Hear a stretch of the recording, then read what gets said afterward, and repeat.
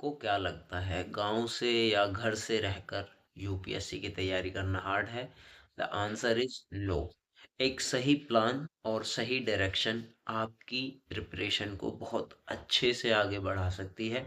तो आज की इस वीडियो में मैं शेयर करूंगा अपना बेस्ट प्लान जो मैंने फॉलो किया था, किस तरह से मैंने अपना सिलेबस कंप्लीट किया था। सबसे पहले, मेरा नाम है अरुण और मैं गांव से ही रहकर यूपीएससी की तैयारी कर रहा हूं और मेरा पहला अटेम्प्ट 2027 में है। तो स्टार्ट करते हैं आज का ये वीडियो और लेके चलता हूं तुमको मोबाइल स्क्रीन पर। दोस्तों, बिना किसी टाइम वेस्ट के मैं सीधा वीडियो स्टार्ट करता हूं क्योंकि आपका और मेरा दोनों टाइम ही इम्पोर्टेंट है। तो देखो, सबसे पहले मेरे प्लान में जो सबसे बड़ी कॉमन फैक्टर है वो है 1 से 1.5 घंटे का current affair per debt plus PYQ जो तुमको डेली करने चाहिए। मैं सभी से ये कहता हूँ, पीवाईक्यू और करंट अफेयर से जुड़े रहो, जिससे तुम अपना सिलेबस बहुत अच्छे से डिकोड कर पाओगे। तो ठीक है, स्टार्ट करता हूँ। देखो, ये मैंने जो प्लान बनाया था इसको मैंने कुछ फेजेस में डिवाइड किया था। लाइक ये देखो, phase 1, phase 2, phase 3, phase 4, phase 5 and phase 6 जो लास्ट था मेरा एकदम। ठीक है, ये तो मैंने भी नहीं किया है अभी फेज़ 6, बिकॉज़ मेरा अटेम्प्ट 2027 में है। तो मैं ये तभी करूँगा जब मेरा प्री क्लियर हो जाएगा। ठीक है, पर मैंने प्लान पहले ही बना लिया है। ओके, तो स्टार्ट करता हूँ।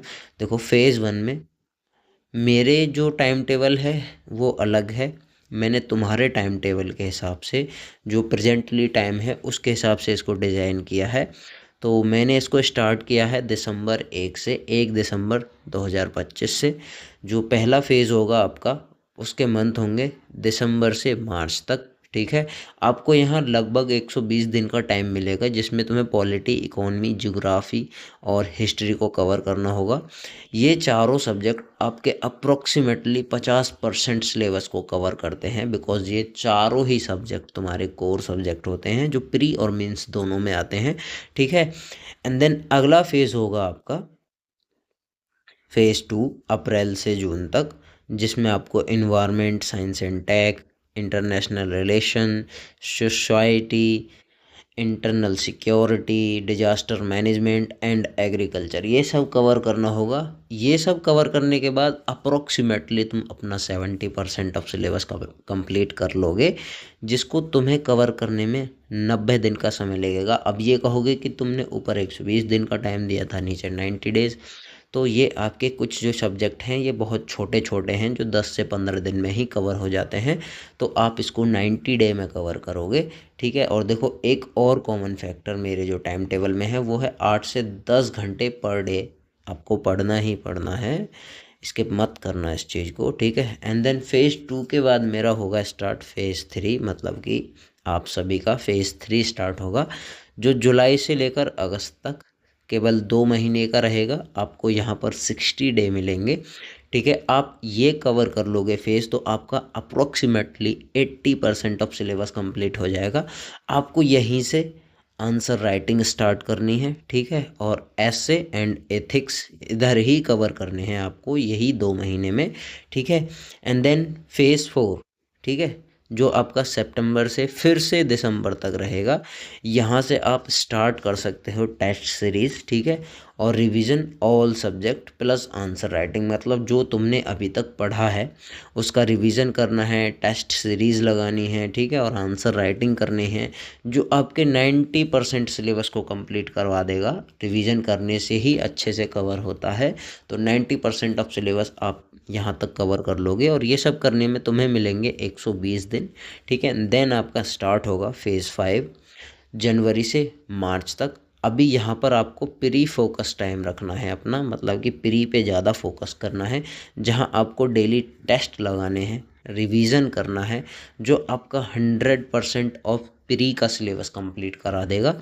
ठीक है, इसमें आपको 90 दिन मिलते हैं। तो आप इन 90 दिन को ऐसे तैयार करो कि आप एकदम प्री के लिए रेडी हो जाओ, बिल्कुल भी आपकी नर्वसनेस सभी बाहर हो जाए इन्हीं 90 दिन के अंदर। अपनी टाइमिंग भी अच्छी बना लो। एंड देन सबसे लास्ट 6 फेज़। ठीक है,